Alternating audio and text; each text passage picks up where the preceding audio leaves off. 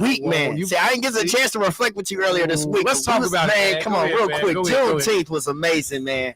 And like, really, like for real, we were really out there with the people, man. Man, L. You had them waving and stuff, man. Come on, man. That was a beautiful moment, man. We took them back to the days. Yes. I'm talking about we was back in hip hop, like Curtis. I mean, we back with cool DJ Hurt. Oh, it was fun.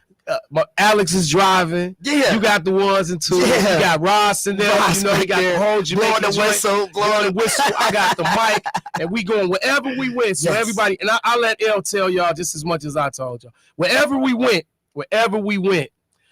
L playing something. I'm on the mic. We waving hands. We rocking the crowd. You thought it was a concert out there. Yes. And listen, L, I told them about when we turned right there by the Bader Foundation. Oh, everybody was lined up. That's when you did the wave. Oh, man, we did the wave. We literally asked people, we're going to start here and go down. Man, the whole crowd, elders, kids, they did it. And then we brought it back. And then right when you did that, you put on that Luther Vandross. Oh, 1,000 kids, man. Yes, singing, dancing. Yes, we did, man. We missed you, though, Debo. We did. Hey, let me tell you this. Listen, King. If you looked at that, as I said, we not them, but they not us. Oh my God, let me say this. That's so true. I don't know what other stations did, and I'm not throwing no shade or nothing, but I'm gonna tell you this: when it came to high energy, NOV, Mambo, wasn't nothing moving. We was, man. Listen, I'm talking about King, and shout out to Alex because we was like, man, you know, we want to get out on the thing because first we was gonna put it in the back, and then we went from putting it in the back, so we was like, no, man. Let's put it in the let's put it outside on the truck. And King, we put it outside on the truck here. Movie. And man, a whole movie. Like Carmi said. I'm talking about a whole movie. Yes, sir. We rocking hard. King, you playing the joints. Only thing I hate, we weren't able to tie it down and you had your turntable. Oh my God. Yeah. And they would have let us, because you know, at one point, remember we stopped and we had the street going. Yes. Look, King, man. So family. I asked them, so I'm gonna ask you. What was your take on just as not just as a DJ, but a person in the community? What was your thoughts on Juneteenth today? A great, beautiful experience. I've been there for several years, but prior to this one, and this was peaceful. Yes, this was peaceful. It was a lot of people. And I didn't hear a lot of incidents. Yeah. I mean, of course, we had our youth running around like they was wild. They always make you think something about to go down. But no, it was peaceful, man. And I was so proud of my people, man. I was so thankful and grateful for that moment. I mean, unfortunately, what happened at Washington Park happened, you know, but that was a lot of youth over there. But for the Juneteenth and the purpose of what it was there for, every part of it, absolutely amazing. What about the energy? We talk energy. It was vibrant. I was telling, as you answered, I was telling someone about. Well, me and Jermaine, we was talking how when we pulled up right here, and you can attest to this, and we pulled up and we turned that corner. I don't know what you was looking at, but when I looked and saw a sea of all them people, like the motorcycles, the three-wheelers, the horse and carriage, all of that out there, fam, I was like, it's getting real. It's getting real. Yes. Like we really about to go down these streets. And man, we're going. And to see the fraternities, the sororities, you saw the judicial people out there, you saw the sheriff department, you saw the youth groups. I was just like, this is Black. For me, it was like, man, this is Black excellence, and this is Black pride and culture. You know what I mean? Because all these years I've watched this on TV. I've never got a chance to participate in the parade. Oh my God. Yeah. I've seen it on TV. Like that looks so beautiful there. I'll be down there in a minute in the kids zone. I'm rocking the kids zone. It's my 4th year rocking the kids zone. Shout out. Like this is my first time getting to be in the parade. In the parade. And thank you, WNOV. Man, to WNOV. We had a time. Mary, Alex, man, thank y'all so much. Ross Joel, man. Keith Paris. Oh man, Chris man. Chris was out. You see Chris? Chris and Keith, they was out on the ground. Quaku, man. Yeah, man. DJ, all y'all, man. There was so much camaraderie, you know, just watching us rock like that. You know what I mean? Yes. Coming around that corner and then getting into the heart of it. You know what I mean? Yes. Kids holler candy. That was another thing. They was going, we sitting on the side and they going, candy. We on one. You know, and also, as far as music, as far as the music of things, What was it like over there when you were in the kids zone? Because I know you was getting set up for it. High energy. Yeah. And I also got a chance to share that area with Homer Blow as well. So legendary. Shout out to the Blow. We bought the energy. The kids are having a good time. They stayed over there with us, rocking, and it was safe over there with no problems. You know, and I have to say it this way. It's unfortunate that we have to use the word safe based on the times we are, because those incidents happen. Yes. But as I said before, at every family reunion, it's the cousin and the auntie. Yeah, somebody gonna get a little loud. Somebody gonna be like, I'm fed up. Yeah, that have, they came in the door with already ready. Man, come on. We black, I got the poem. I love black folks. We all got an auntie, cousin, or uncle. When they come in with it. You know. They've been holding this one story they've been wanting to tell. and all you got to do is get them angry from whatever, and they go back 10 years. Y'all ain't never liked me no way. Yep. And then I ain't never liked you. Well, let me tell you how I really feel. Let me tell you how I feel. And I'm taking my plate. I'm taking the plate. So we had that, man. All the rules of the cookout. Just breaking all the rules, man. But that's why it was love, though, man. That's why it was love. And it's for me, too. We cannot be what we've never seen. Right. So with all the young people that were down there, with all the elders that were down there, with all of us that were down there, we got to see each other in each other's light. I was telling the story yesterday. Some young dudes walked past. It kind of looked like they was with it. I said, "What up, King?" Well, you did. I did it. Remember, I was on the truck. Yeah. The little dude was out there. He had the little pharmaceutical in his mouth, and I was like, "Hey, put that down. What up, King?" And I'm talking to you, all of y'all. Yeah. They all raised their fists and went all with us. Come on, because we put it in them. Change the energy. Yes, man. You over here, man. This narrative, man. We ain't down here to act foolish. So, man, come King, on. I had a ball, man. Great job, man. What's up, Lena? Shout out to Lena Ramirez. Hey, Lena. She chiming in. All right. What's that number one zodiac sign? Where you at? Is that the painter, Lena? Yes. That's the artist. See? Hey, she saw the nice painting last night. She did her thing live. Oh, we did Bar 1000 last night, right? And she did a live mural and auctioned it off. It was amazing. I saw that. Great job, Lena. On the gram. Lena, shout out to you. Shout out to you. Yes. Lena, man, we need to see a picture of that painting too. Yes, Lena is an amazing artist.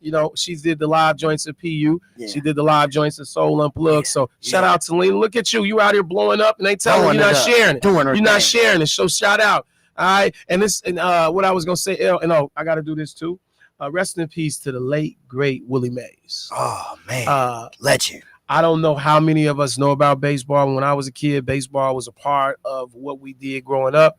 My Uncle Junior, who passed, all he talked about was baseball, and he said Willie Mays was the greatest player to ever play baseball. Wow. It's a catch. They show, the film, how, if you play baseball, center field. So if you ever played baseball, for those who didn't play, but those who did, center field is, you got to be able to cover a lot of ground. Center, you got to be able to get back side to side, and you got to have range. Mm-hmm. Willie Mays made a catch. So it's the warning track in baseball, and then it's the home run fence. They show Willie Mays. You get set with your eye to the batter and your back to the thing, to the wall. The ball was over his head. It's gone.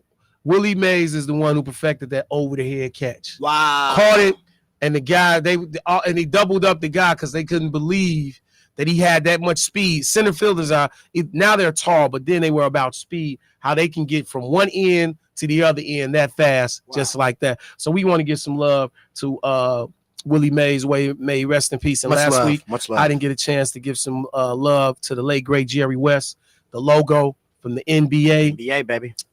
And Donald Sutherland died. I don't know if President Snow from the Hunger Games. Man, come on.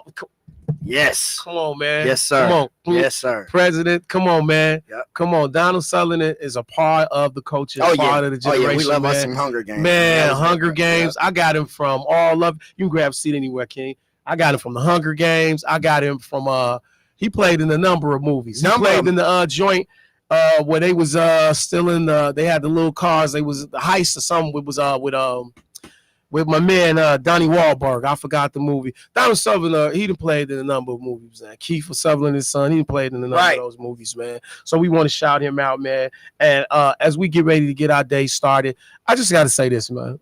Election time is coming up. Let me see what in a month the Republican Party will be here. In 1 month. RNC. Yeah, that's gonna be a crazy time. But they say this is going to be the place. There's a lot of history happens in Wisconsin, especially Milwaukee. Mm-hmm. This is going to be the place where he gets a nomination to run for the Republican Party. I just got to do this checklist. You know, they say felons can't vote, right? This is the myth, you know, and they say if you got a checkered past, you shouldn't get into politics. If you have a volatile temper, you shouldn't get into politics. Sound like you're talking about one of our past presidents. And if you were Obama, right?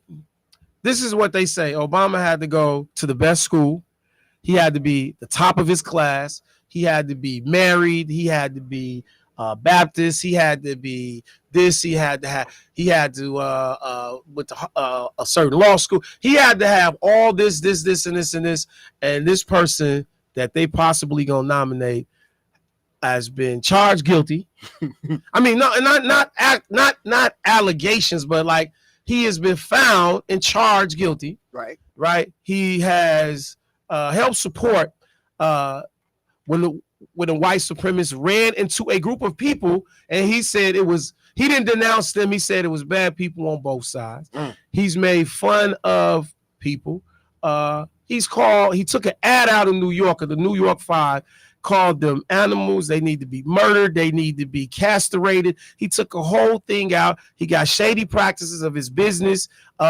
He didn't rent to tenants of color, et cetera, et cetera, et cetera. And he gonna get nominated to run for president. This supposedly, most supposedly, power and prestigious symbol of our country. But this is what it looks like if he's the president. This is everything about him. Volatile, a bully, and Obama couldn't make a blink of an eye. So I don't know who you're going to vote for, and I'm not getting on my voting platform, but I got to say this.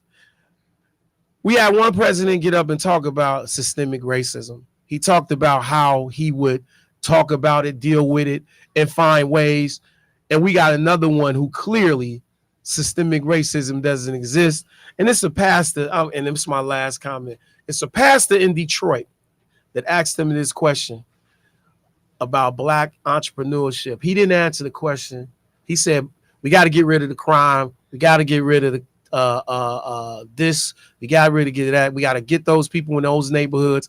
So he in Detroit. So it's only a group of people we're talking about, right? Because Detroit is one of the blackest cities. And then he ended up, you're doing such a fine job. Let's pray. And this pastor prayed over him. Wow. Now, you could pray over a lot of people. But it's certain things not going to pass on. So I don't know who you're going to vote for, what you're going to vote for, but I had to run that because they were talking about he coming here and the Republican nomination and all that. And I was like, wow, damn, my friend couldn't get his license because he got in a certain amount of trouble. People fill out applications and they can't get a job based on their background, but he can run for presidency. He can still get up and talk to the masses of people and be considered to win of all he did. Man, don't tell me nothing about justice. Okay, man, I'm ready. I'm gonna stop right there. No, but that was good. I'm gonna stop right there, man. I'm gonna stop right there, man. Do what you choose. I think you know where I stand, and if you ask me, I'll tell you. But again, the views of the individual do not represent the station. Y'all heard that disclaimer. So, King, man, we here, man. Listen, man, I got royalty in the building, fam. I got my man in the building, man. He got his shirt on too. You see it, man? Oh, I got the legend in the building. I said that. That's right. I said the legend, man. We talking about Warning basketball today, man. We talking about playground basketball. We talking about before, no knock, no shade, before that was you get picked to be the AAU person or you get ranked. We talking about when you 10 years old, you walk up to that playground and you hope you get picked. And after a couple of fights, a couple of mouth shots, a couple of fouls, and a couple of, okay, he can ball. You dribble that ball, you know, before we had trainers. And again, no knock to him, before we had trainers and skills institutes. You just picked up your ball, one hand behind this back, one hand behind that back, run up the project stairs, run up the sand, the cracks, whatever. You dribble on the court, man. That's how we learn, man. Right. So I'm gonna introduce. But what up, Courtney Kelly? What's up? So L Boogie, man, give me some joints, man. I put the right music for that time. Dante Holmes will be in the building with us soon. I got music for that time and I got music for this time. But I think these music and these songs go back to my guests of their days at a time, man. So, L, can we get this going, man? We got the party ready? Yep. All right. What's up, King? You good over there? Oh, man, how we doing? You good? Debo. Man, listen, I said, yeah, that's Debo. Man, listen, bro. So, man, let's get it, man. Well, so, wait, we going to start it. Hold on. Oh, I forgot to do this mental health check, King. We do the mental health check around here, man. We got to do this. So, first, I always say, I'm 6 feet 1 inch above ground. How you doing over there, King? I'm a little shorter than you, but I'm 6'5". I'm feeling real tall. Come on, man. We tall. I'm feeling like a big guy. Give me these boards over here. Let's go. Give me these boards. King, how you feeling over there on the 1s and 2s? How you feeling over there, family?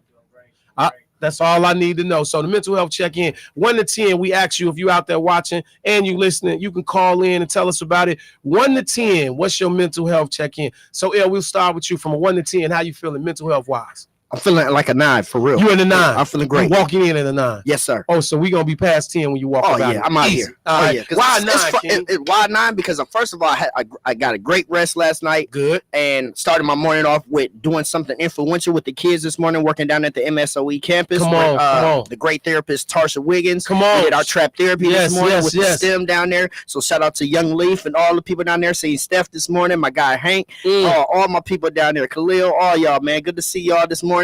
And man, that boosted my energy. I can see it, kid. I see then it's Friday, so I got 2 clubs tonight. So we gotta get to it. We not playing. So we're gonna be on higher than 11 when we get up we gonna out be here. at 15. I'm seeing 15. Yeah, let's go. I'm seeing 15. Weekend. King, how you doing over there? 1 to 10. Where you at?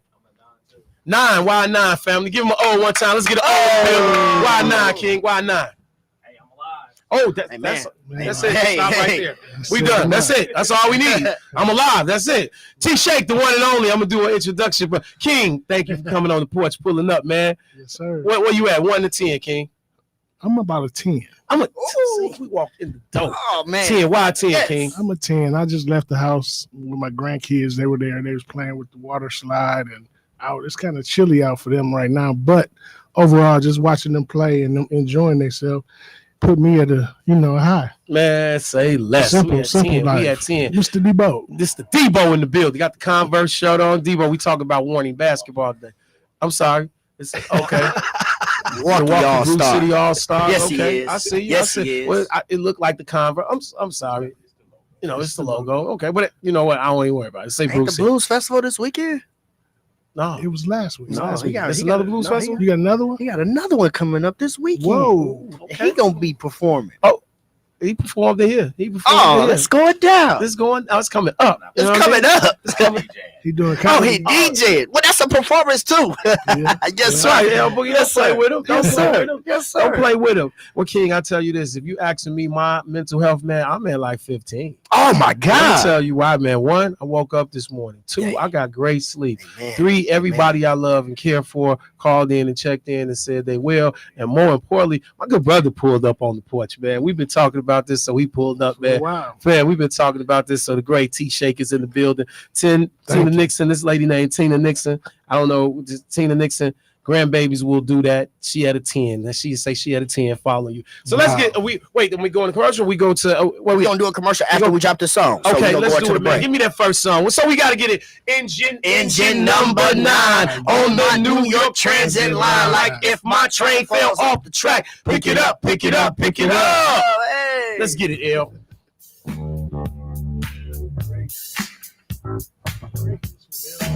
Man, we get it. Turn it up a little bit, man. This from 1982, that Bon Bon V.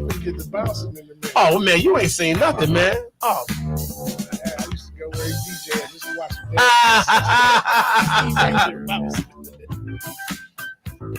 it. 1, 2, my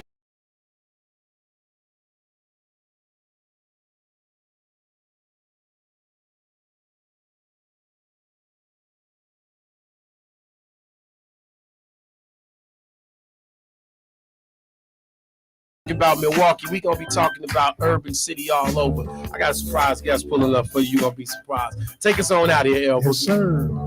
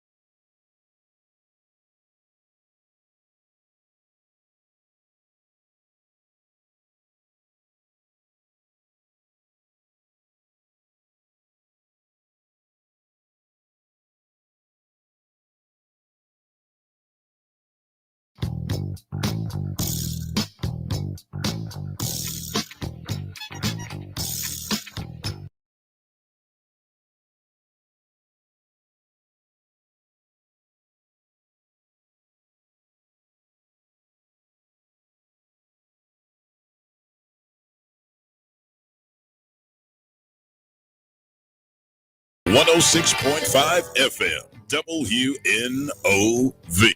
You can let that play a little bit, Boogie. You can let that, just a little bit of that, man. Just a little bit of that, man. Yeah, I got T-Shake in the building, man. DJ T-Shake, too, man. They don't know that party. Right. Hey, man, this is some of that porch music.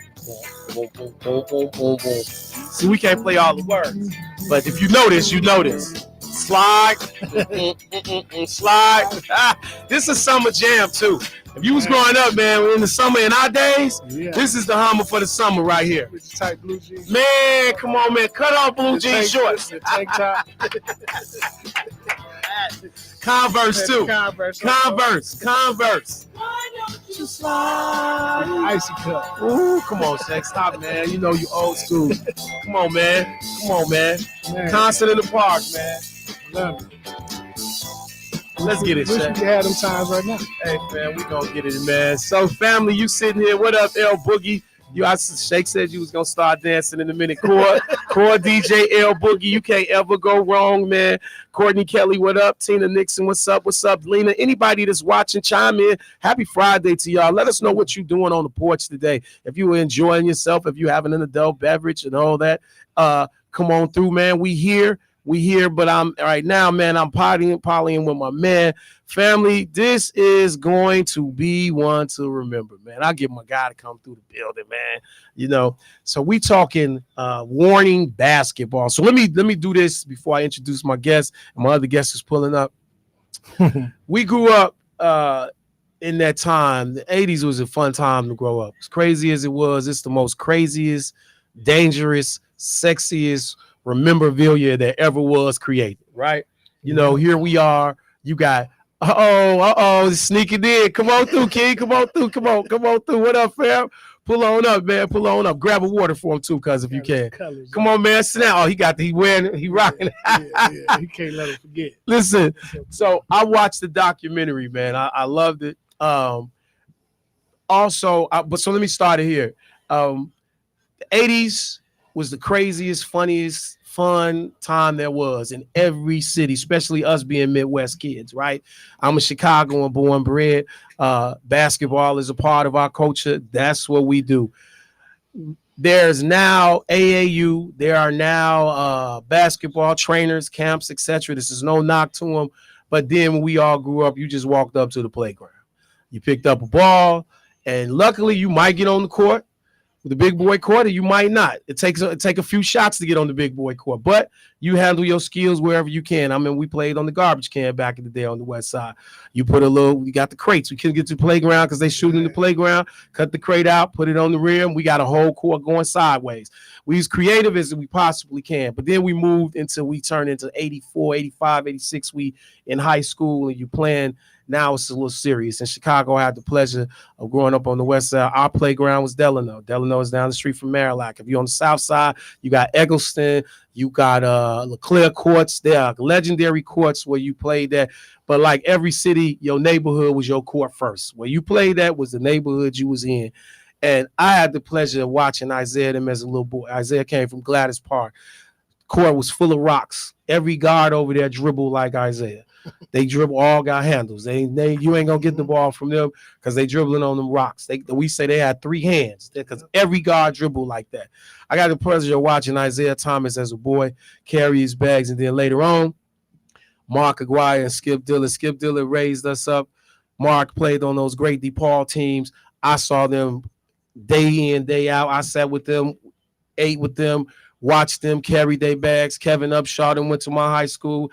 I saw all of that. That was a part of my growing up. I played ball all the way up into my junior college year. After that, I should have never read the Nation of Islam, and that changed. That shifted.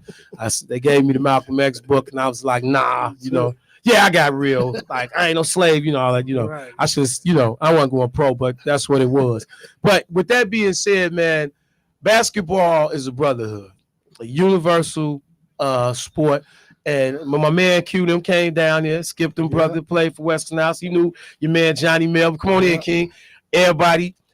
We took a picture. Y'all took a picture. He was like, man, it's for the brotherhood. It's a brotherhood. You start naming across the court, and that's what it is, man. Today, family, I got royalty in the house. I got love in the house. I got fam in the house. King, I cannot get no big. I'm going to introduce the panel, but I'm going to start with my brother because he was here. The one and only, my good brother. On your paper, it said Ty, but everybody I know that know, since I know him, called T-Shake, handle, D1 player, professional player, coach, skill, and legendary. Look, if I'm wrong, y'all tell me. You can have a name. Isaiah Thomas said this as we get in the conversation. He said, if you play in Illinois, and this is Milwaukee too, I know. What you did in high school can carry you for the rest of your life. Am I right? What you did in high school as a basketball player can carry you for the rest of your days. When they see you, you may have went to D1 school, you may have went and played in the NBA, but they're going to remember the game you played at Washington, the game you played at so-and-so. So with that being said, man, I got my good brother. Y'all make some noise. Give it up for T-Shake, man. Show some love, man. Show some love. Oh, yeah, give him an O. We on the porch. Give him an O. King. Tell him a little bit about yourself. Introduce yourself, man. I'm going to bring it to my brother. So, Ty Barnett, a.k.a. T-Shake, or the shakiest one, whatever you choose to call me. Born and raised Milwaukee, Wisconsin. Played down in Highland Park. That's where I really got my I'll say my skills tightened at. My older brother, James Barnett, was a big influence of mine. I had people like Daryl Banks. I had people like Bill Winkie. Those that know Bill Winkie, he was a guy that took us around. He fed us good, and he took us wherever they played at. And that's right. So for those that don't know, and I saw you smile, he said, you heard what he said, wherever they played. So Kings, I got to say this to our youngins. Prior to all of this, you went court to court. Your 5, my 5. Wherever they on, we go. Go ahead. I'm sorry. Neighborhood to neighborhood, or sometimes block to block. Yes, sir. We rode bikes. We sometimes caught the bus. We sometimes got rides, but at the same token, we was wherever there was games to be played at. And we stayed out right until the lights about to come on, street lights. So we enjoyed, the camaraderie of going neighborhood to neighborhood. We go down the hillside, run into Von McDay, go down to Latin Park, Rudell Starks, Ed Lee. A lot of these cats that I'm naming, a lot of the major players didn't get a chance to understand or get a chance to see who they were. But these cats was cats that you had to go through to get your recognition. To go through, like, you got to play against this person. They neighborhood legend, but they were never the type that would go to Lincoln or go to Nicolay all nights and ball or the Kingston. But they was in your neighborhood. This is the guy you got to beat. Yeah, and I'm gonna come back to that question. Up against them, so I'm gonna come back to that question too. What the college you played? College ball? I played college ball. Funny thing, people that really know me, know T-Shake, they know I bounced around in college. I went to Division 2 school. My freshman year of college, thanks to Fred Jones. Fred Jones of the South Division. Yes. Freaky Fred is what I call him. Zulu. Zulu. His word, told the coach about me. They got me out there my freshman year. I dominated as a freshman at that level. And I seen University of Wyoming play. They played in it was like a 16 tournament out there.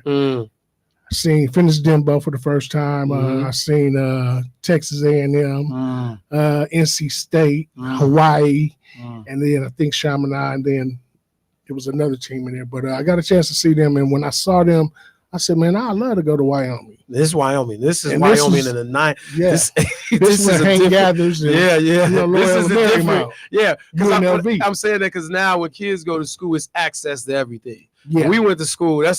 You go into them JUCOs and Nebraska and all that. You probably 5 of 10 black people in the whole state. Yeah, but overall though, it gives you a sense of who you are and where you come from.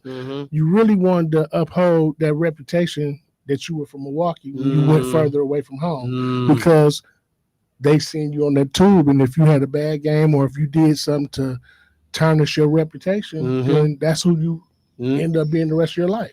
This is you know I know because again I go back to DePaul that year when they had that team. They had knocked everybody off, #1 team in the nation. And these are my brothers. Skip raised us, and Skip missed that free throw. That remember they was playing St. Joe's. He missed that free throw. That was carried with him for a long time. They remembered that for a long time, man. And that ain't fair to you as a person because you know you going to school, you trying to do the best you can, you compete at the highest level, and sometimes you don't have all the necessities that you really need. But because you're able to do that, people think that it's all Guns N' Roses. This is where it's at. So my man T shaking the building. I got a champion. Am I correct too, fam? I got a champion ball player. Yeah. All right, man. I've been looking. I've known you. I don't know you, but I do know you. Knockdown All-American. I'm trying to. Okay, you building. I'm trying to build it up, man. You can look what I did, man. Y'all didn't know that. They didn't know I was gonna do that, Dante. They didn't know that I was gonna do that. Like I'm surrounded by. They didn't know I was gonna do that, man. King McDonald's All-American. I remember seeing you in the game. I've been hearing about you way when I got here. I already knew about it, man. Please introduce yourself to the people, man. And what's some colors you got on over there? Because you didn't just come in. You came in rocking it with the whole thing. At purple and gold. What school is that, King? Talk to me. Wash House. All right. Here we go. Tell the people, man. McDonald's All-American, man. Great. What's up, my brother?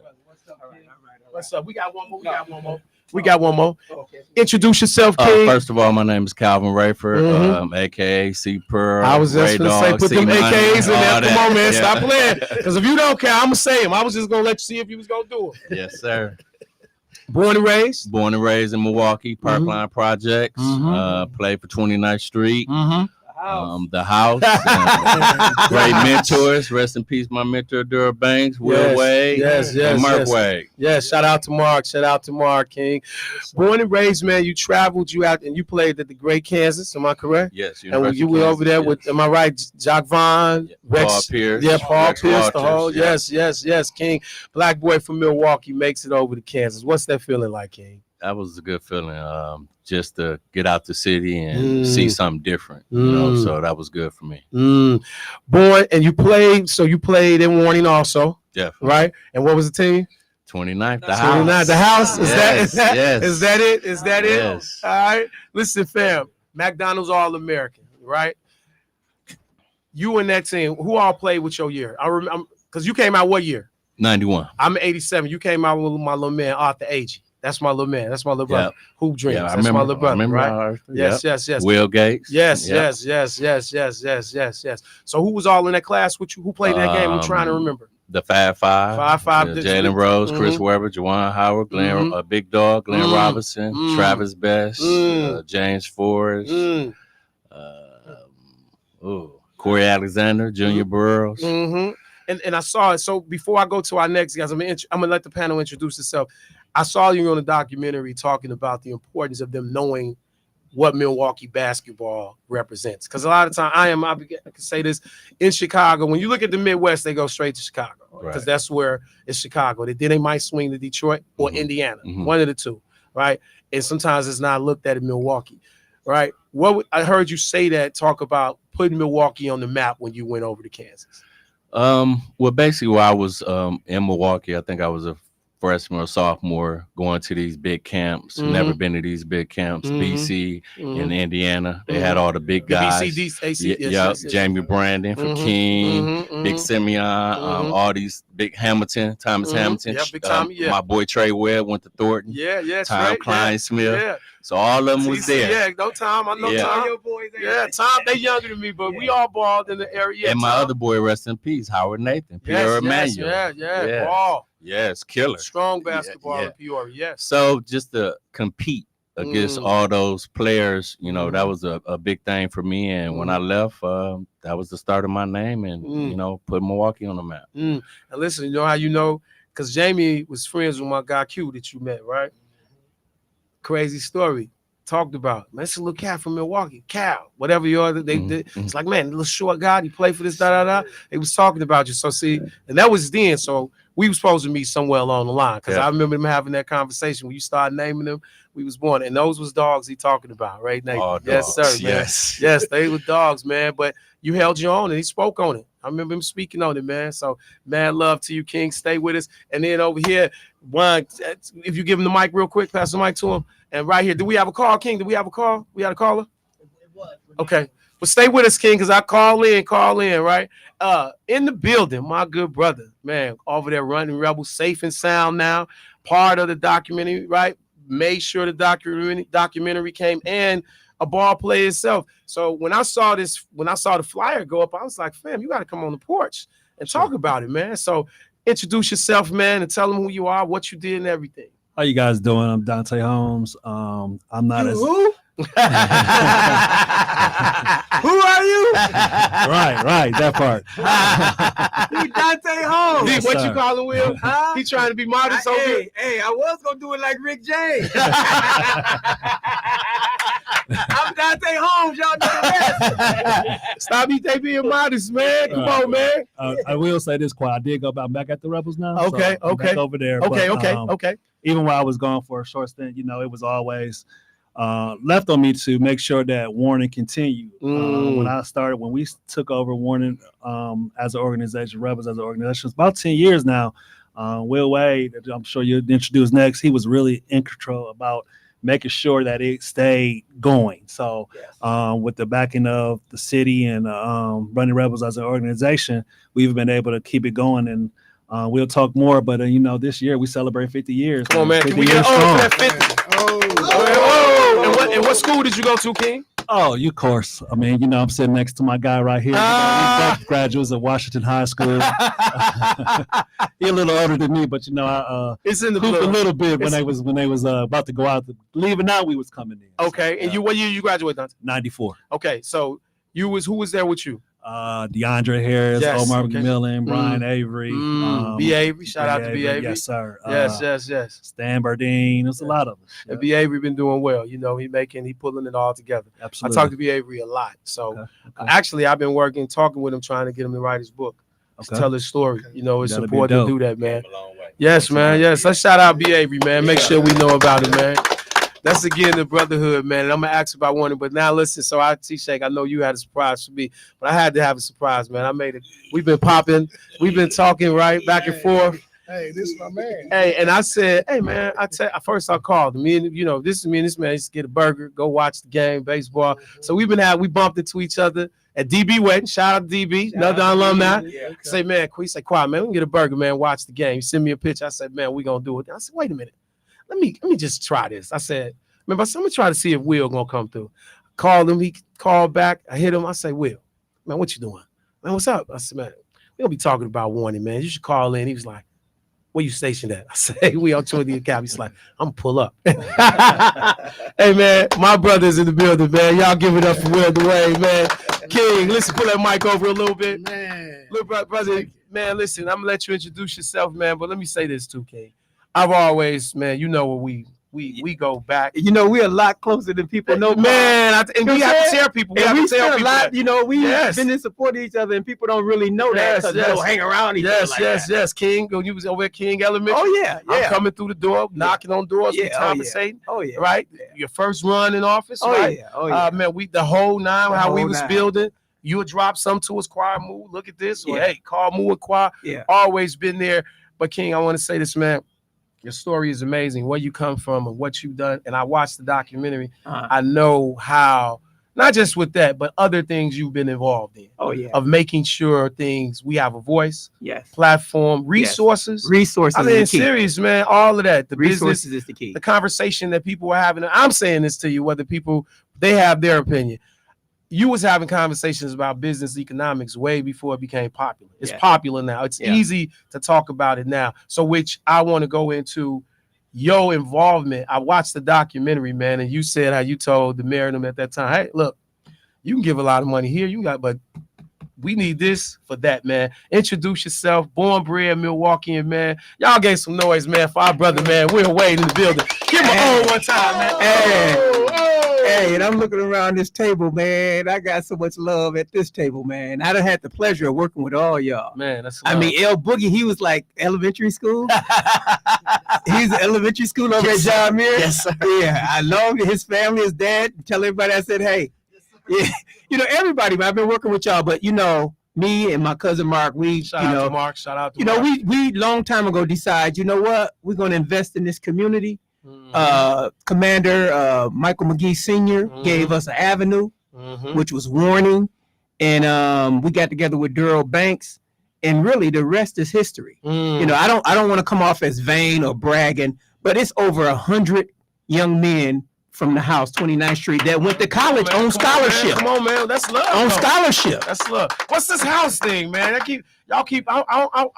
to be part of the language, man. Okay, I'm gonna give you the story about the house, and they might not even know this. Hey, the house started on Rose Park. Okay. Mike McGee wanted somebody to coach his 15 and 17 team. He asked me to do it. He said, I see some stuff in you. You got some leadership skills. Come on, do it. So I went to go do it. And then I had Daryl Banks and Mark and Phil. Y'all remember Phil? Phil Rose, our boy. So they all came and helped me. Okay. And then Mike McGee was like, man, y'all done set the doggone place on fire. Y'all got to have your own playground. So Daryl Banks like, it's a playground over by me. We're going to get that playground and we're going to have every level. And that was the start of 29th Street, but the house came from y'all remember Big Anthony Scott, Big Tony Scott. He was so big, and we used to throw in the ball. We used to call him House. We're like, house him. The house, get to the house. And that's where the name the house came from. Yo. Yeah, big, and may he rest in peace. Man, may he rest in heaven. Messing up. And were you a ball player? They don't tell me. I played ball. I played at Hamilton High School. I played junior college at Carl Sandburg. Shout-out Illinois. Yes. And then I played Division I ball at Armstrong State College in Savannah, Georgia. Okay. Yeah. Okay. So I played ball, but I was a late bloomer. And be honest with you, when I was in high school, I was focused on some other things. Hey man, I was focused on the best of all of them. A few other things. But then when I went to college, the guard who played guard with Walt Frazier down in Southern Illinois, Roger Bechtold, he taught me the game mentally, and I just fell in love with it. From that point on, I just advanced. But basketball really is a rites of passage. I love that. Yeah, it's a rites of passage. Y'all mentioned this. I was listening to it on the radio. You go to the playground and you idolize these guys, and you sit on the side and you hope and pray one day you're gonna get in the game with the big boys. And I remember like yesterday, when I'm sitting on the court, you thinking like, I might be able to play with them. You a little nervous. Somebody get hurt. They come to the side and say, Will, come on. Man, is you out of your mind the feeling you get? Hey, Greg Melton, Bonzi, said, Will, come on. And then Mike Brown, may he rest in peace, he said, yeah, Will, come on. And I got on the playground at Columbia, and the rest is just history, man. So it is definitely a rites of passage in the city to go from the sideline to the playground, and then you go to high school and you go to college, and all of us got a chance to have very good quality of lives because of the education we got off of that basketball. It's not all about going pro. I love it, man. It's not all about going pro. It's about, Cal said this, and this hit me dead between my eyes. It said it got him a chance to get out of here and go see some things. Just from the court. Hold on, Will, do me this favor. I got a caller. Caller, you on the Porch with Kwa. Talk to us. Hey, Kwa, how's it going? And Will, good to hear all y'all. Who is this today, man? Who this? My name is Dewan Scott. Okay. Oh, okay. I'm sitting right with another cousin of Anthony Scott right now. Okay. Two of them, and we really proud that y'all remember him. Man, he's a brilliant athlete. Oh man. Oh, he was light on his feet. He was cold, dude. Right. And to have his speed.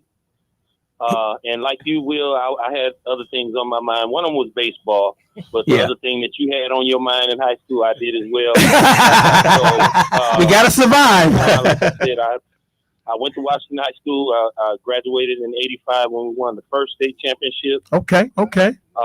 And being an athlete, I was always in the gym working out, getting ready for baseball. I was a pretty good baseball player.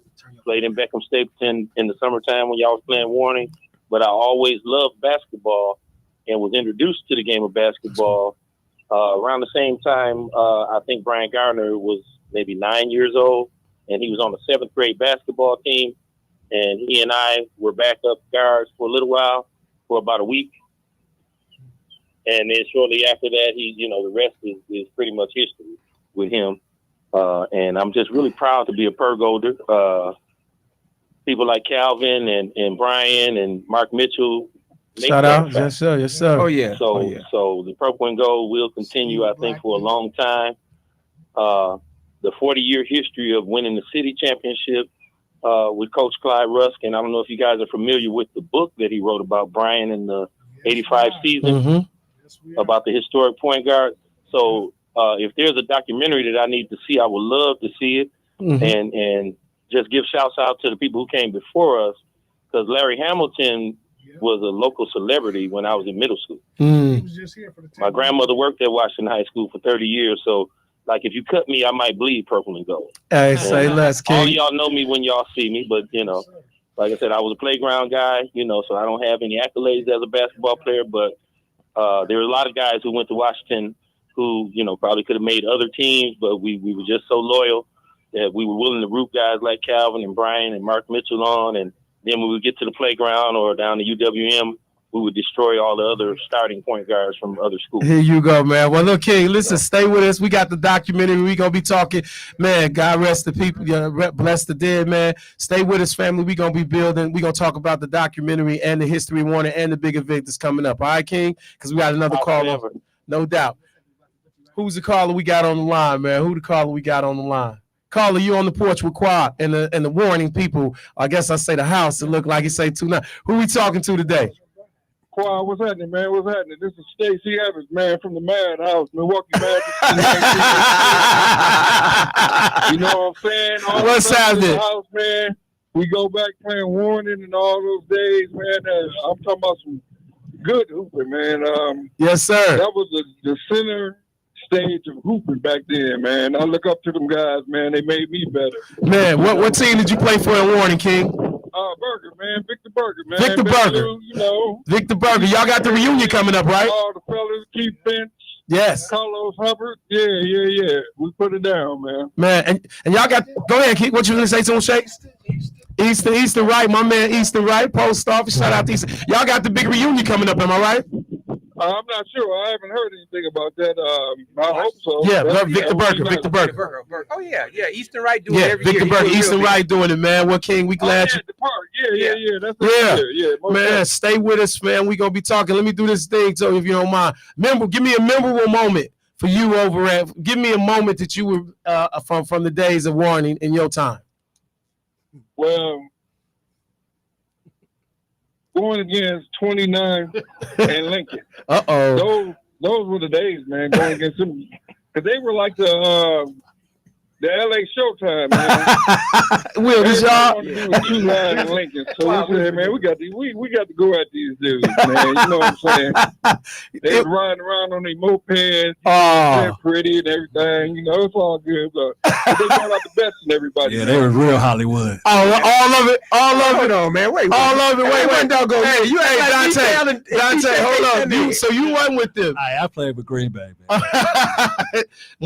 Let's see.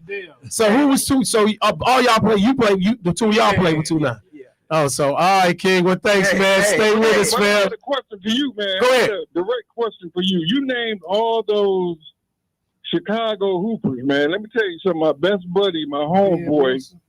You know Tony Brown, man, from St. Joe? Yes, T. Brown. Yes, sir. That's my boy, man. Oh, man. You stay with him. Ball player. Yeah, T. Brown. T. Brown. He know all them cats. Yeah, T. Brown. With all the T. Brown, the West. About all the legends, because he played pro-am with them. Yeah, T. Brown, the West Side boy, got it in on a regular basis. Shoot that J handle. Yes. They all. Yeah, man, that's cool, man. Yeah, family. Yes. There's some legacy there. Way before I was somebody before I was a poet. I did do other things before poetry. What's your full name? Kwabena Antone Nixon. Okay, yeah. I'm about to bring him up. He wouldn't know me as Kwabena though. He gonna know Tone. He wouldn't know it's Kwabena. You say Kwabena, he gonna be like, no, man. We is not playing, man. King, stay with us, man. We gonna be polying, man. Baba's in the building. We going to commercial. We gonna go to commercial. Shout out to Derek Rogers, man. Sean Go, the legend. RJ in the building, man. What's up, King? Take us out, L Boogie. We right back. Hey, man, I'm so glad they got you. Who hit you up? I was selling. Oh, good.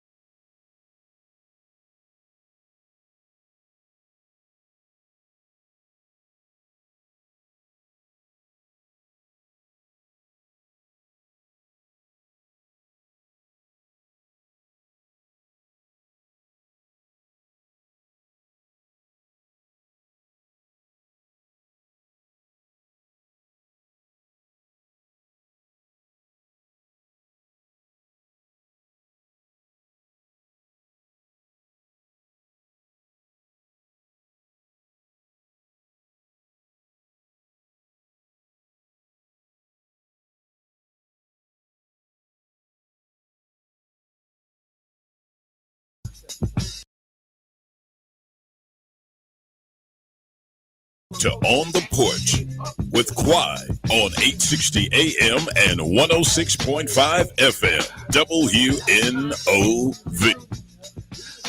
What's up, family? We back on the porch. Oh, should I say the court today? I feel like we on the court. You know what I mean? I feel like we on the court, man. We talking about we having fun, but we are talking about the seriousness and the nostalgia and the historic piece of Warning, what it was for the city of Milwaukee. Shout out to Shango. He's no longer here, but shout out to Shango, his son RJ in the building. I was again watching the documentary, reading about it's the longest running tournament.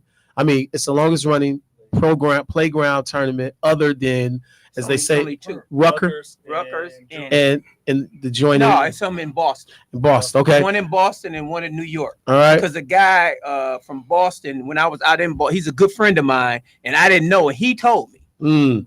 So they got it in Boston, but then also they got the Rutgers. Every city has had that, right? I want to go, if I can, RJ and Dante and Will, you can slide in as we speak, but I'll come to them first. The history of it. I was told the history about your dad, which I knew your dad. Shout out to your dad, man. Always. Let's give him a big hand, man. Listen, from the time I came in, show nothing but love. Thank you, Kwa. I put a picture up of him and Mike McGee Sr. Put that picture up of the. So Dante, when I was asking you, what was the origins, and y'all, from what y'all know of what Warning was? From what I understand, because it happened before I was born, man.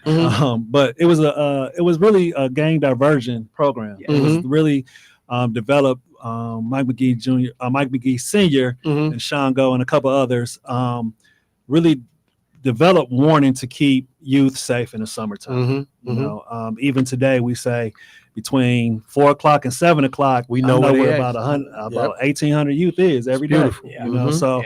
It was really at that time we had an influx of gang affiliates coming from Chicago and other Midwest cities coming to Milwaukee, and we wanted to, you know, they wanted to have something safe for our youth. It was about developing block clubs and just having pride in your neighborhoods. So with that, it's like with everything, even today, you can use basketball as a carrot. Like, look, we got these leagues, you know, who code over here? You know, get a team with your park. And then that's pretty much how it started. You know, so. And coming from where your dad, because you right there, you know, ball player yourself, and you were in there when those conversations were happening. Oh yeah, definitely. He talked about it all the time. You know, it was him, it was Mike. It was Hubert C. Canfield, and it was Tony Courtney, the guy that sits over there at that coffee. He was the one that actually created the name, from what I understand. So y'all go in, the Coffee Makes You Black. You see that guy sitting over there selling the kids' books. Tony Courtney, he got the information on the beginning of Warning. But Shango used to always say, like Dante just said, it was violence prevention. If you got all these different playgrounds all around the city, with 4 different age groups, 8 to 12, 12 to 14, 15, 17, 18, 20, everybody on the playground every single day. You have games on Tuesdays and Thursdays, or you had games on Wednesdays and Mondays and Wednesdays, and you practice. Okay, now where are all these kids at all the time? So my dad always said it's the greatest form of violence prevention in the country. Rutgers didn't do that. Drew League didn't do all that. You know, they just hooped. And then we had mentors. We had Banks. We had Champ. We had Jude. We had everybody that was always. We had Coach Clarence from 20th Street. Love Coach Clarence. May he rest in peace. Man, shout out to Coach Clarence. Is my guy. That's my guy. Yeah. He took some of them kids from 20th Street. He walked them kids all around the country. He always walked, and man, these kids are doing good. You know, today. I mean, it was so many of them. You know.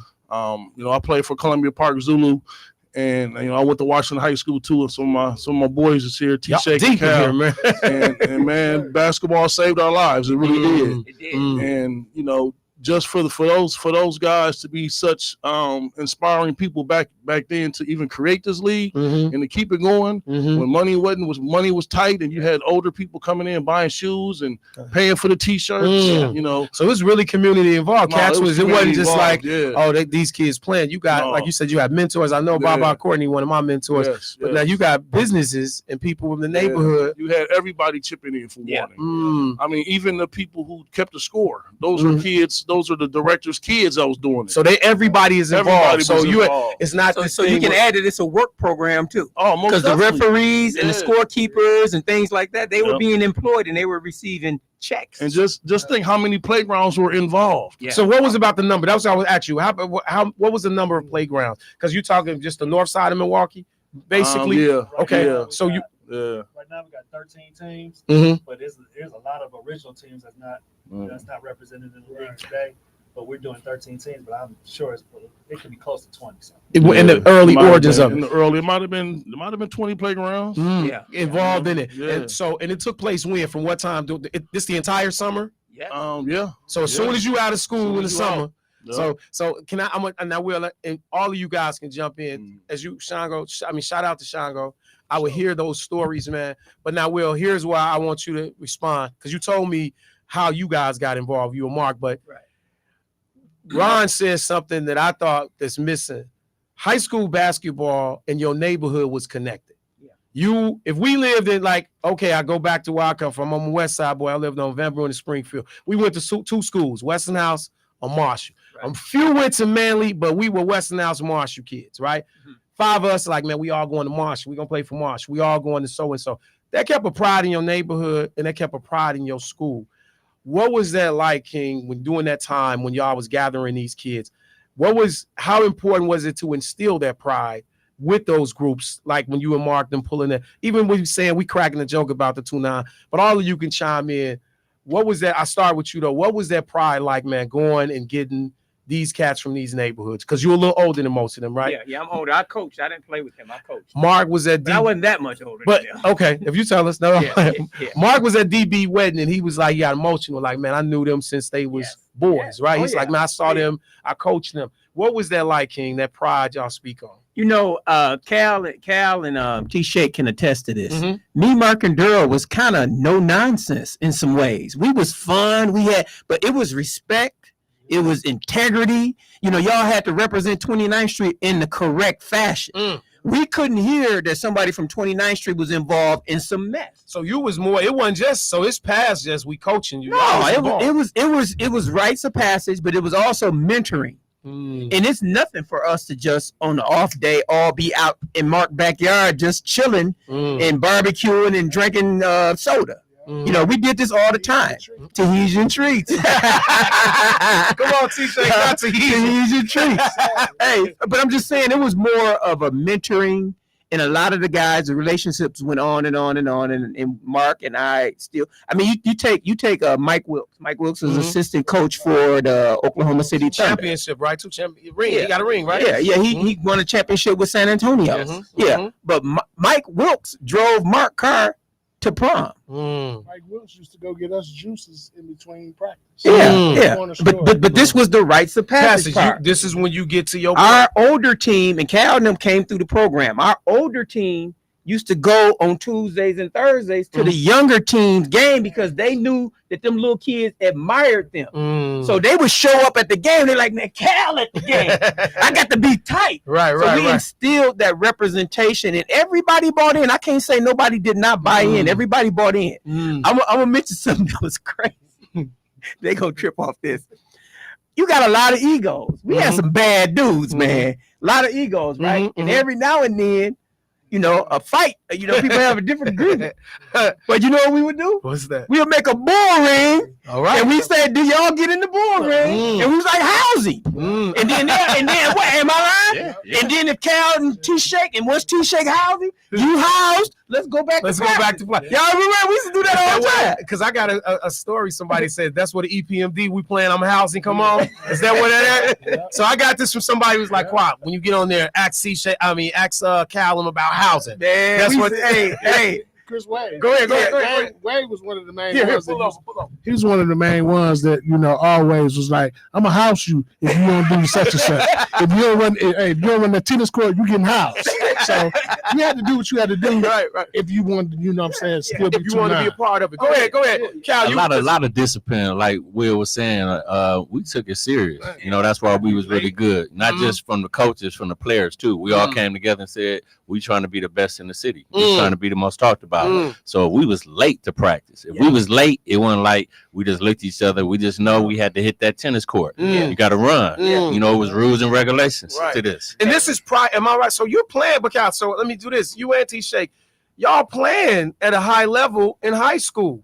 But you taking this is just as serious. Am I right? With the warning for all of you guys. But the amount of Division I coaches that came to our games was ridiculous. Yes. You know, you had big time coaches at 29th Street games coming to the game. So as I said, Cal, the discipline you say, and you're a point guard, right? That's a part of it. But you talking like, man, we weren't just playing. You took this as dead serious as. Like I remember me and Eric Williams, we called him Easy. Isaiah Thomas, guard. I liked it, Isaiah. I needed that number 11. Guess what? He wanted that number 11 too. Okay. Got to play 1-on-1 for it. And he teased me to this day. He beat me 7-6. He said that's the reason why I went 10. Wait, Cal. You okay? Hold on, let's go there. You got 11. This is your number. Yeah. You like, man, he want that number. Yep. So how's y'all got to play? That's the brew. You got to play 1-on-1. He won. Y'all both want the number. Play 1-on-1 for it. Hey, I'm gonna tell y'all something else. Y'all might remember this. Latrell Sprewell didn't used to play. He used to just come up there with, I think, who's there with Chris Powell? And Danny Parker. This is why y'all coming up? Yeah, when we was coming up. So he didn't play and he wasn't no baller. He just used to be up there telling jokes and kicking it, waiting for practice to end so they could go kick it. Yeah. So I went to college. I came back the next year. The man had grew 6 inches. Yeah. He grew faster and bigger than anybody I ever seen in my life. And then he got on the team. He was my freshman year. He was just walking around Washington. Yeah. Didn't nobody know. He was like, who is this tall dude? Yeah. And Coach Gordon was like, man, you want to play some basketball? Come out. He came out. The rest is history. Because he watched the Pergo. Am I correct? Mm-hmm. Right. So, and Cal, he was when he said the pride piece. Can you and you and T Shake elaborate on that? The pride piece, just period. As high school ballers, right? We have AAU now, and that's no knock. I'm not knocking it, but AAU can in my opinion, sometimes take away from what we doing in high school. You went to a certain high school. That was what you want to do. I'm going to Washington. We're going to win a city championship. I'm going so-and-so, right? You playing at that time, right? You hooping. When Will said something about we was instilling pride. What was warning pride for you guys? I'm going to go to you, Shake, Dante. All of you guys will speak on it from being ball players in that. The biggest thing with me is this what the shirt say. We all must respect each other. Yeah. We took pride in that. Yeah. Okay. Yeah. Okay. On front of every shirt, I don't care what park you play for, and we must respect each other. That was the pride right there for us. Shake. And Shake, they've been talking about you. I told somebody you was gonna be. They called them hands. They said it's hands. They said it's hands. So I did this thing one day. I was watching Drink Channel. I mean, what's that? NBA TV. Knuckleheads. Knuckleheads on there, the podcast. And they asked that part, say, man, who was the first person to bust your ASS? And I said, T-Shake, who was the first one to bust? He's like, oh, I don't know about all that. I mean, I don't know. He did it humbly, but he did it. And it was, and we had 502. Shake, one of my cigar partners. It was several people in agreement. We said, but now I did go and I learned it was a big game. But he was like, I don't know about all that bust. So the legendary Handle, Shake, and Shake got a history with me because he was friends with one of Chicago's greatest players, Ben Wilson. May he rest in peace. Yeah, Ben Wilson was my man. But overall, man, that project part, to me, project respect part, because I come from the projects. Like I tell people, I think myself, Cal, Vaughn, a few of us done lived in every project in Milwaukee.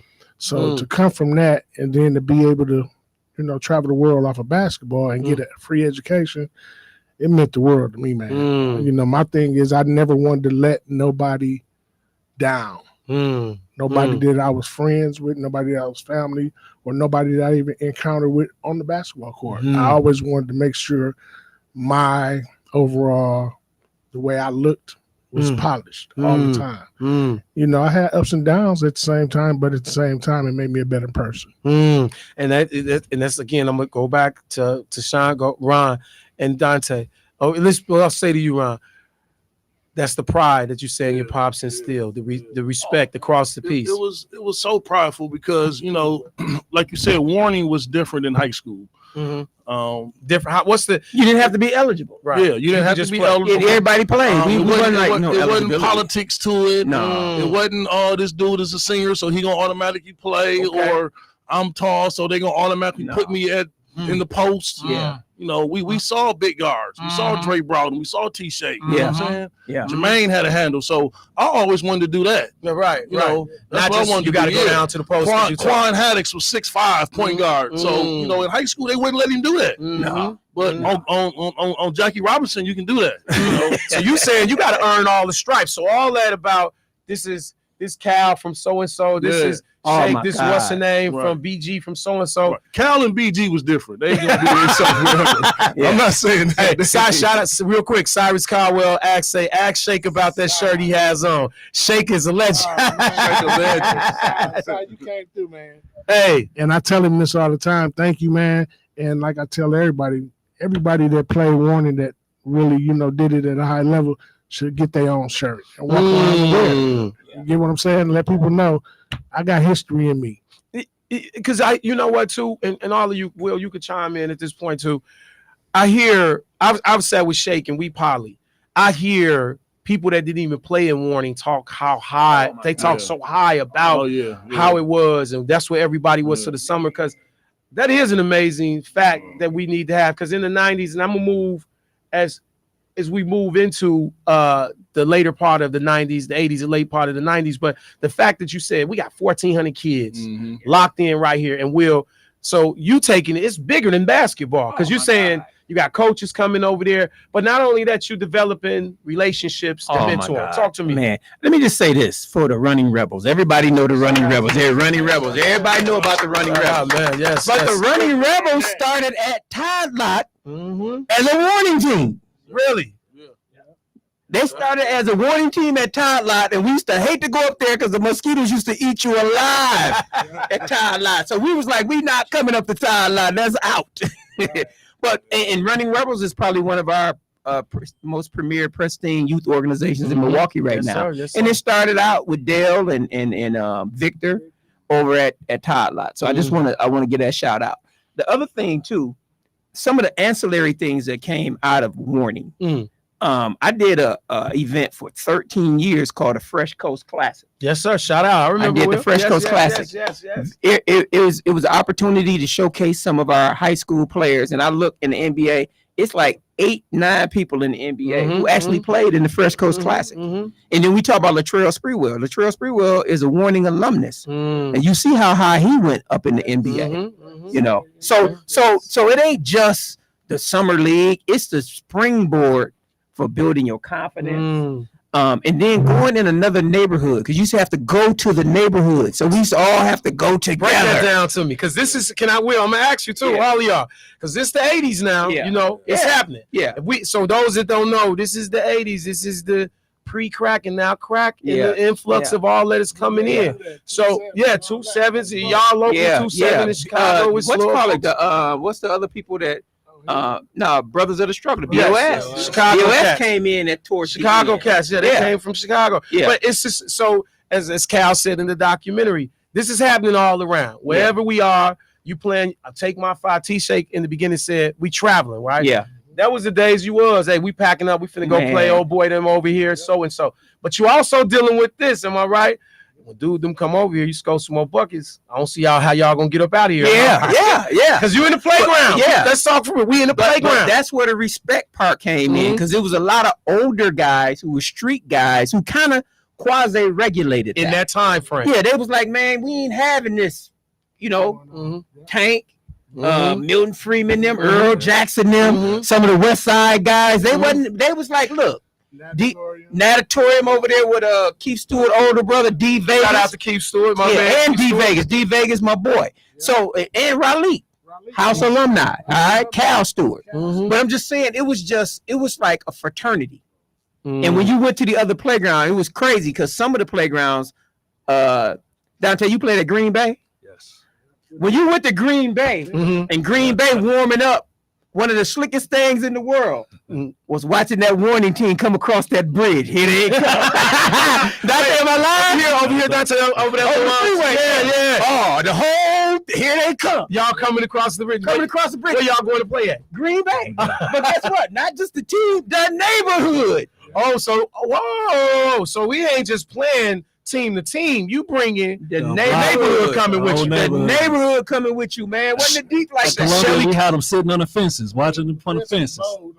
So you been watching the fence. Shelly Conley say one of the summer highlights was walking to the park on Atkinson watching the Warning games. So the triangle.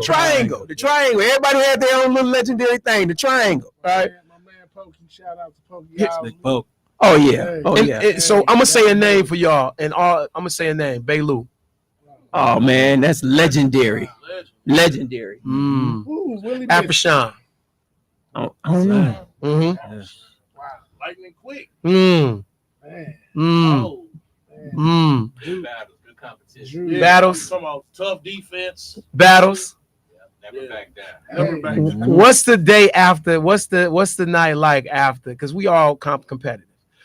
If y'all can, who has somebody they had? This is the game I need. This is the player I need to get. I need to get off on or this is the player that's been giving me problems. I can't wait to see him. So I tell everybody when I go back to our old school reunion, Otha, when I was in high school, I was lightning quick. Otha was moving me like a little boy.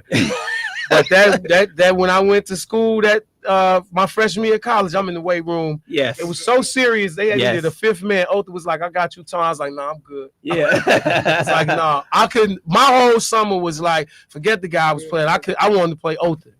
Right? Yeah. That any of y'all had that moment, Cal, give me that moment or give me that person that you had. You was like, I ain't no little boy no more. Well, let me go first because it wasn't just it wasn't just a player. But playgrounds had rivalries. Yeah. Like for us, wouldn't y'all say Lincoln and Teef and Tyler was our rivals? Yeah. Lincoln, oh my God, it's going. Oh, and they both had crews and they had teams. That was our rival. When I played back in the day, Sherman Park in Columbia, the Zulus in Columbia, man, people come out the woodwork up on Sherman Park. That was before it was in Lincoln. Yeah, Man, people used to be everywhere watching the Zulus against Sherman. So it's just not so and you can break it down the way you see it. It's just not you like Will. You say it's just not the players, it's the team. But Cal, is it a player too and a team? However you ready? I want to hear. Hold on, I want to hear this. I want to hear Cal ready. I had a couple players definitely that made me competitive. So when I left the state, I felt like I was ready because they made me ready and they got me ready. That's why I love my city so much. Yes. One of them was Keith Stewart. He was cock strong in high school. Can jump out the gym. The other one was Danny Beard. DB. Oh, yeah. He used to call me. You know he It took pride in being a lockdown defender. Pride in that. Yep. That's DB thing. The other person was Terry Bennett. I lived over there by Terry, and we used to play one-on-one all the time. I went to middle school, John Burroughs, with Corey Bennett, his little brother. And while he was at Madison, we used to play one-on-one. He used to beat me every time. But I tell the kids when I was coaching at Custer that sometimes you losing, but you winning. I was losing, but I was winning. He was turning me into a killer. So that dude, when you went to Kansas, so 4 years later, I became All-American because I was, Terry Bennett in there. Let's give it up, man. We get ready to go to commercial. Am I right? We gonna come back, man. I want to hear this too, man. Good love, man. Oh, DB gonna call in. I'm waiting for that phone call. But that's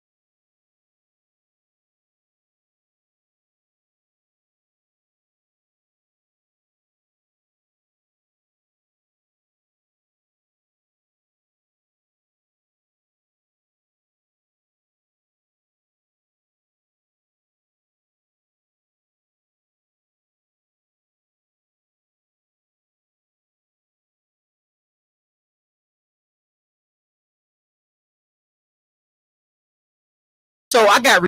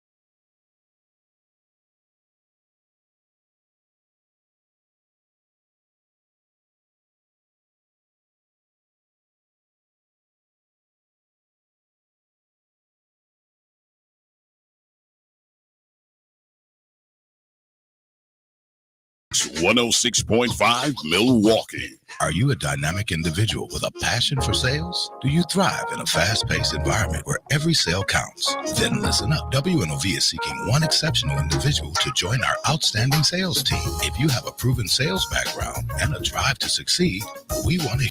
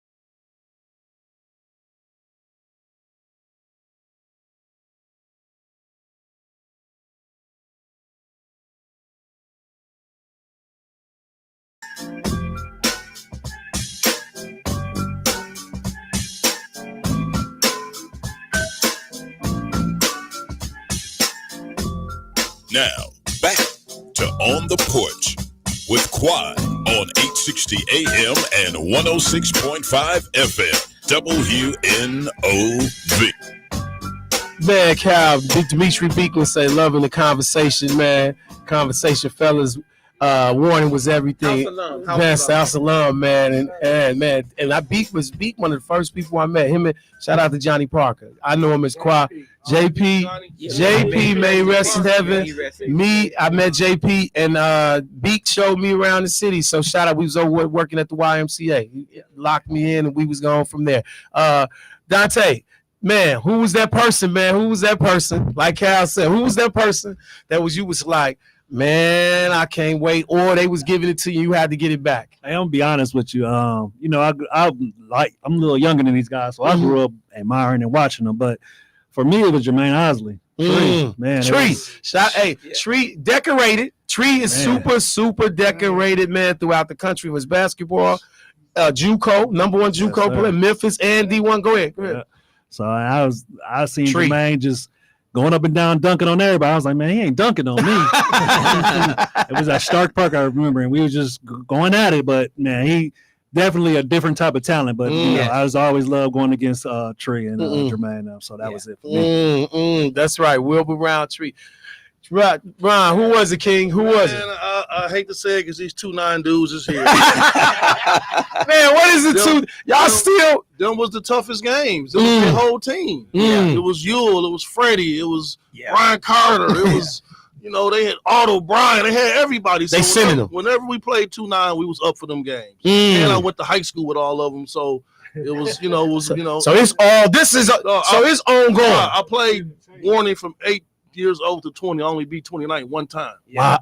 One time. Hey, it was personal. So it's still personal. I'll let y'all in on the secret. I hear it. Hey, Cal, I'll let y'all in on the secret about 29th. The secret sauce. We had more Washington kids than anybody. Ooh, is that?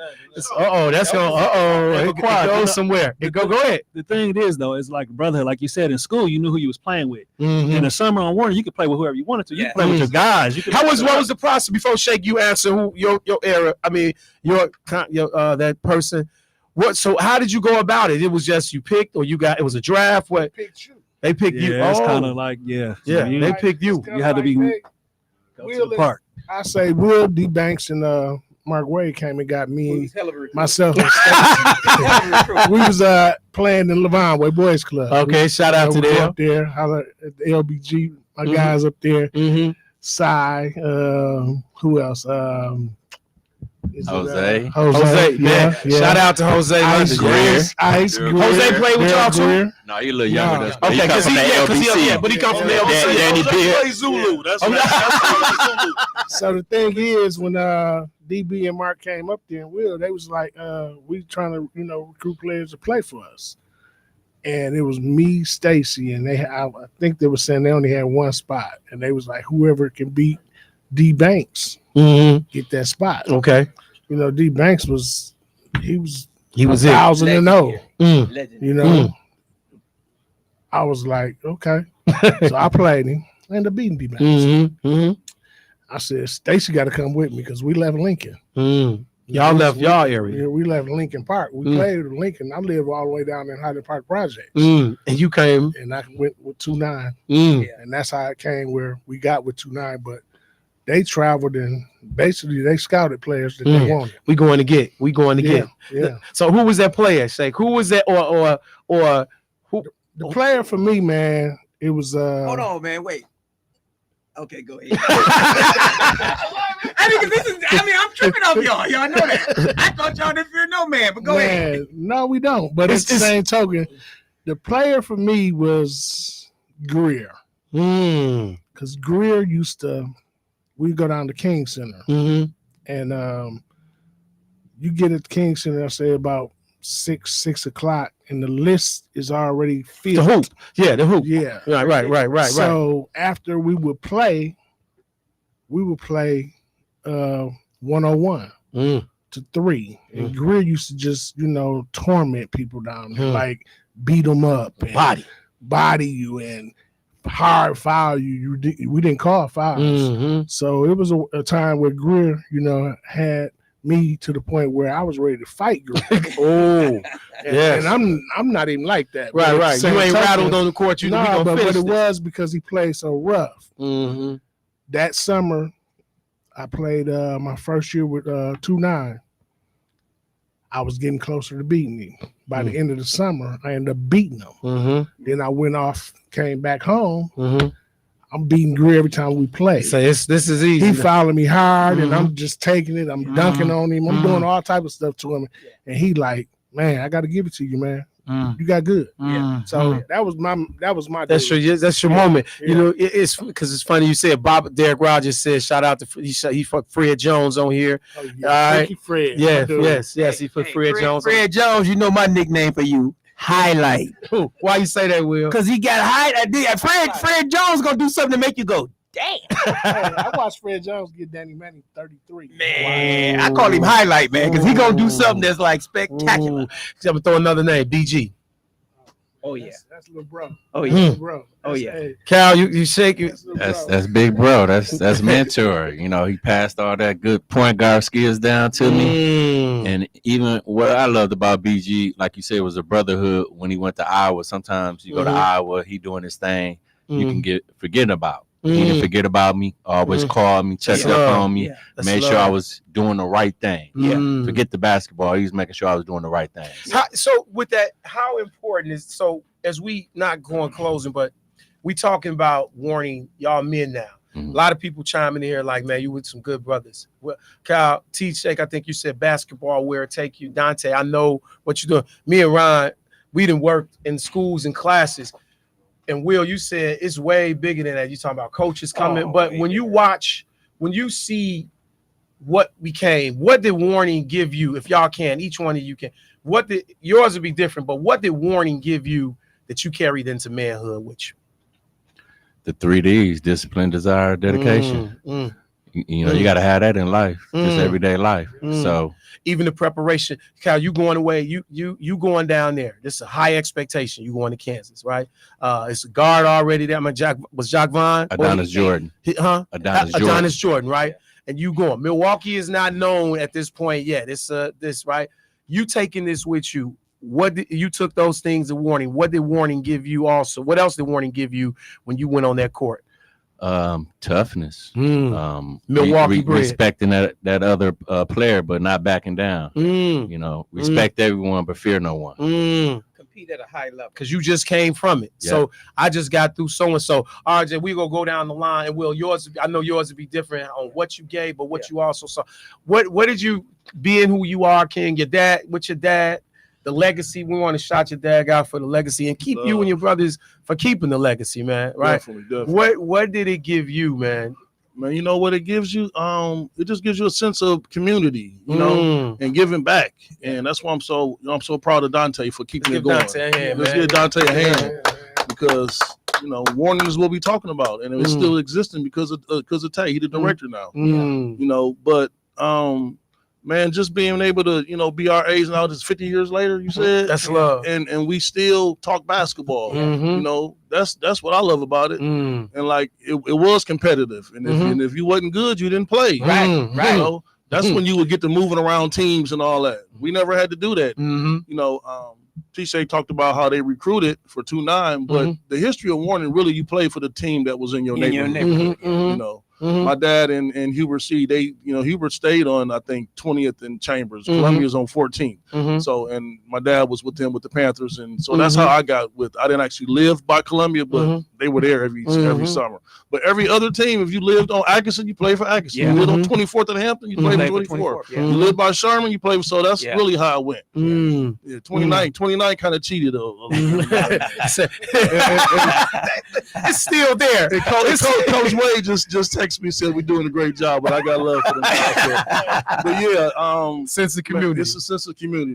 That's a sense of building. We just got to get that back to what they're doing now at Lincoln, I think, so that these boys will have the same legacy that we strive for. Dante, what did you take? And a shout out to you, man, for just even, you know, picking the baton up, right, and saying we gonna do this, because everybody, you know, as men, we here, right? We're all us here. We can have that conversation. Back in the day, it used to be. Yeah. That can get old. Yeah. Because you say, okay, it used to be, but now. So, King, what did it give you, and what made you even pull it back?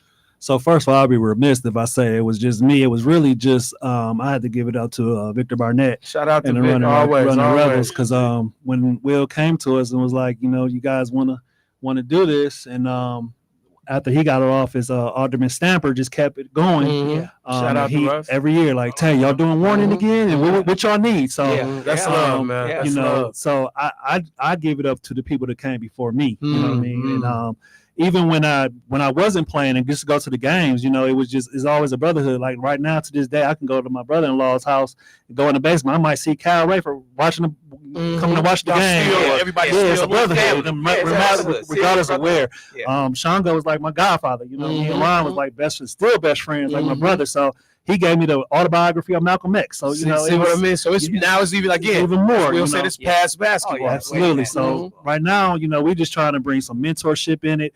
Our city's changed so much. You know, the youth has changed so much. AAU has changed. Warning in the face of how we grew up knowing it, but you know, we're trying to keep it going because there is some youth out there who love the sport of basketball but just can't play AAU. So we got to have an outlet for them. So we want to make sure that we can keep it going for, you know, another 50 years, man. You know, it's a great idea that was developed 50 years ago that we're trying to keep it going today. We say it's bigger than basketball because we have mentorship. We have what we call Unity MKE, where you know, it's a big part of Warning. So for me, it's just the pride. The other day I was at Juneteenth and it kind of touched me. Daryl Banks' daughter came up and she said, I didn't even know her personally. You know, she was like, I just want to thank you for keep Warning going. You know, and it's just that was right there. It was just that was enough to say, you know what, we got to keep this thing going because it's saving so many lives. Man, that's the beauty of it. So, T-Shake, before you say what you got on, I want to shout out some Lena Ramirez says, Doc will be proud of you. Cyrus said, man, we all love Cal, nothing but love. Demetrius Beekman said, love watching playing with and against all the true competitors. He said it also, and Mark Wade, shout out y'all. He said, great program. What up, Amir? So again, Shake, what did you, Demetrius Beekman said, sacrifice and commitment. That's what he got from it. And Demetrius is doing, if y'all know Beek doing some major things. Him and Marcus Hines, got to show them mad love. They doing major things in the city. Shake, we didn't have this conversation, but I'm glad you came, man. Right? What did you take away from it, man? What did you take away from it? From playing at Warren? Honestly, dealing with Mark, Will, and D Banks, your word was your bond. You know, when you committed to playing for 2-9, it wasn't just you was coming to play basketball. It was that you was gonna come to practice. You was gonna be the best version of yourself, and they was gonna kind of mold you to help you become a better version of yourself. So whenever we committed, like if we would go out after a game, we wasn't drinking. We didn't do nothing, you know, to tarnish that 2-9 title. So at that point, that's where I was at with it. I'm just like, I got keeping my word and being a man of my word. And that's that pride again. Am I right? That's the pride of what I hear each one of y'all saying is the pride piece. Will, coming from, you played in it, Will, but also what you instilling and family wise. I know, again, you and I talk, me and Mark talk. Yeah. King, what did you see? What makes you proud of being a part of that? And what could you say you gave to it in your opinion? Not what others, but in your opinion. Well, the first thing I'm gonna do is give a shout out to Commander Mike McGee. Yes, sir. Senior. Let's give it up, man. Y'all, I mean,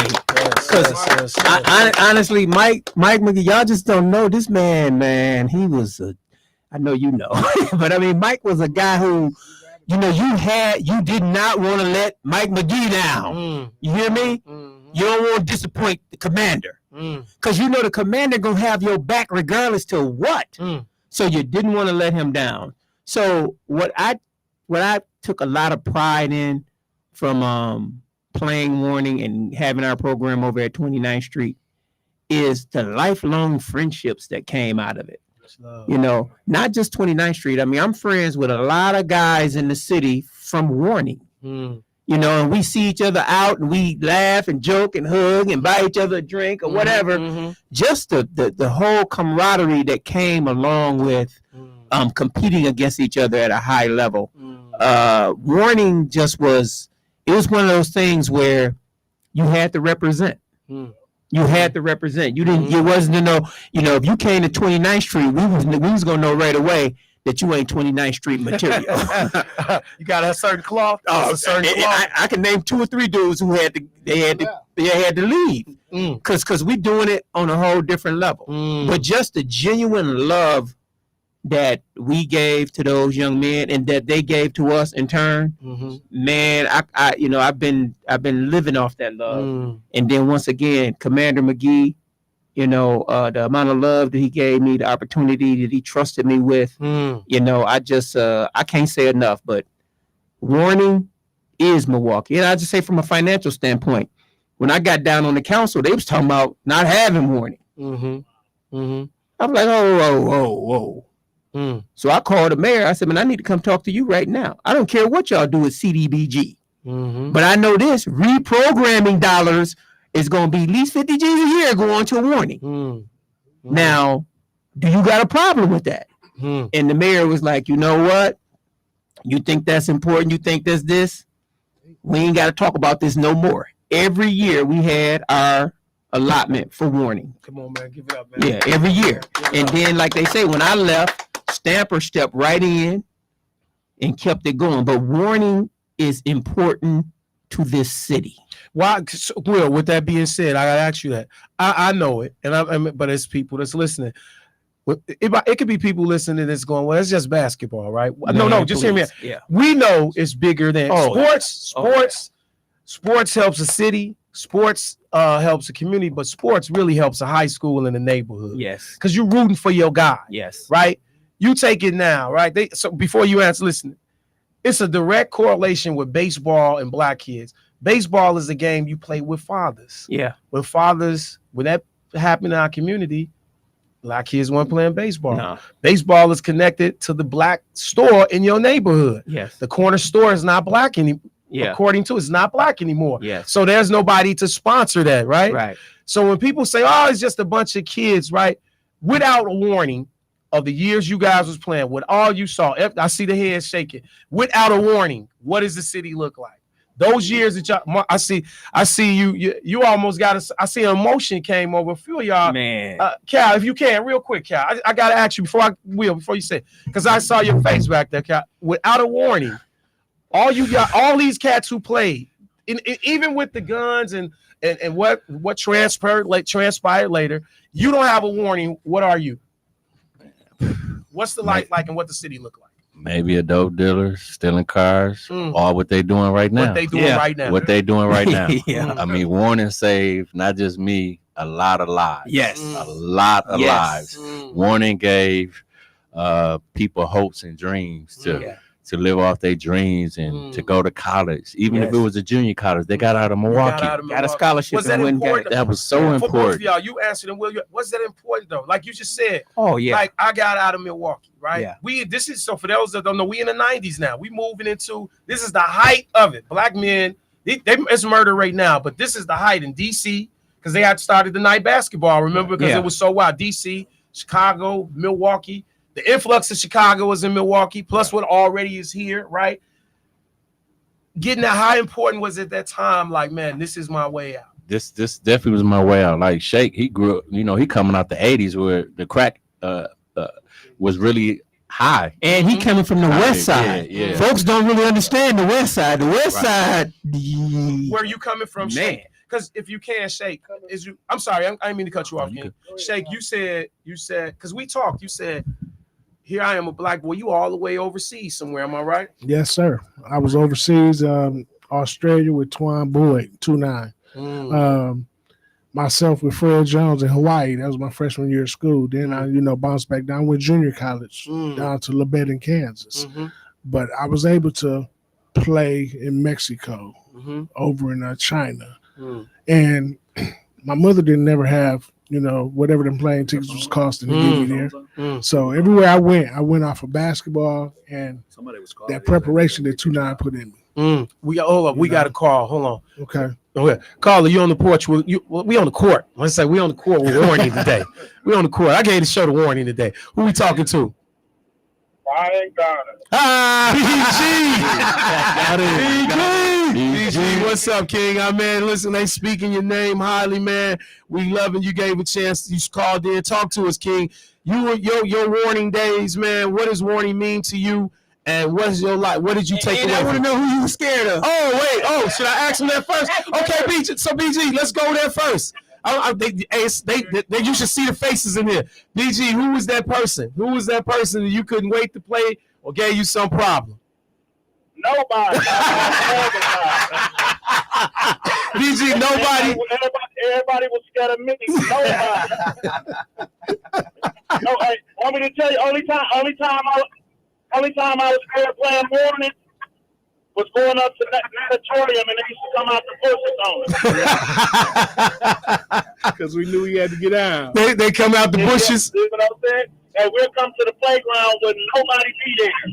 But the bushes will start shaking. Yeah. And everybody will come out the bushes. The man and all. That is crazy. The whole family, they coming out the bushes. Yeah, the family, the players, the coaches, everybody. Mark Wade saying, BG telling the truth.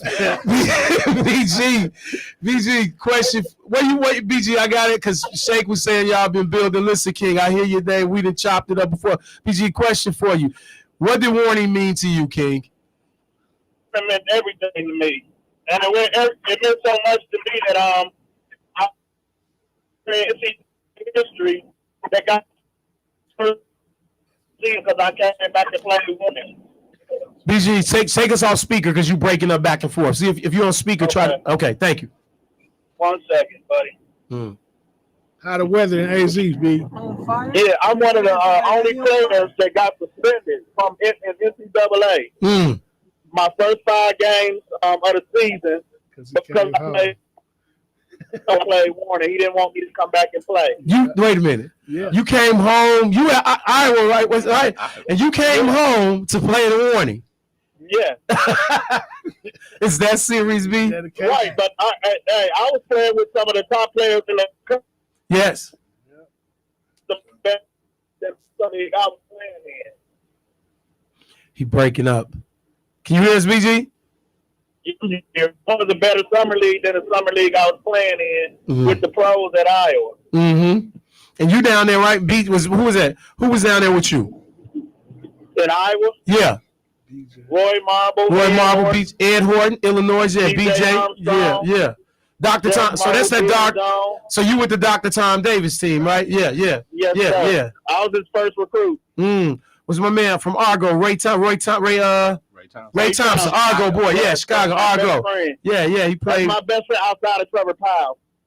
Okay. King, because we getting ready to clock it in. What did you take away from Warning, man? They speak highly of you, fam. What did you take away from Warning, man, that you carry into manhood today? Just the respect part of it.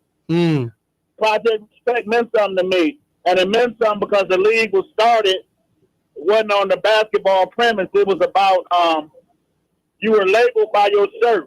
So if somebody got in trouble or did something, they were able to tell you what neighborhood they came from by the shirt they were wearing. Yeah. And that color. That color, that's real though. No, that's real. You identify by the colors in your neighborhood. Yeah.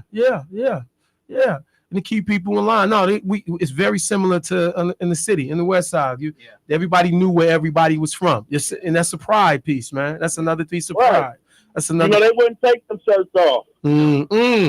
So the shirts became even part of the uniform. It became even a bigger uniform. Am I right? For a couple of different reasons. I'm gonna give you a true story. Go ahead. They used to give us Converse and a pair of shorts.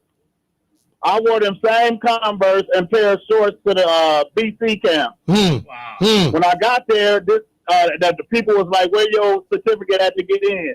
I said, "Man, y'all invited me." So they made me stand there and wait in line, and all these people was walking past me, and they wasn't asking them for certificates. And I was like, "Man, who are they? How they walk in front of us and all that?" You know, that's a typical Milwaukee guy. They said, "Oh, them the top players in the country." By the end of the camp, I was MVP. And listen, they had to give me co-MVP with Sean Kemp. So I went from being I wasn't even all conference in Milwaukee to being 32nd in the country. Yeah. See, so that whole piece again, as Cal and T-Shake, as all of them been saying, that the whole piece of like, I'm gonna show you, right? So it puts some show you. I'm gonna show you. Right. We all had something to prove to each other, but with all us, when we got done playing, we would go hang out together. So that's what they can't do now. You can't go to anybody neighborhood. Yeah. But back then, you can go to anybody neighborhood. And it was every family knew each other. You were one person removed from that person being your family member. And it's still the same way now. The kids just don't get together and hang out. Man, listen, BG, we appreciate you, King, man. Mad love, man. Man, keep doing your thing, man. We love you. Called in, man. Shake say y'all was polying, man. I love the brotherhood, King. We got to get ready to bring it home, man. But thank you for calling and chiming in, man. And when you come home, man, come on the porch, man. We'll talk a little bit more. Sure will. Thanks for having me. All day. Go ahead, Dante. Go ahead. I know Mike McGee Jr. was trying to call in. Oh, is it? Yeah, wait. We got a caller right here. Is that him? It might be. Same caller. Okay. Yeah, he was trying to call in. He was like, "Great show, you guys. We just want to send out some prayers for us." Man, yes, I know.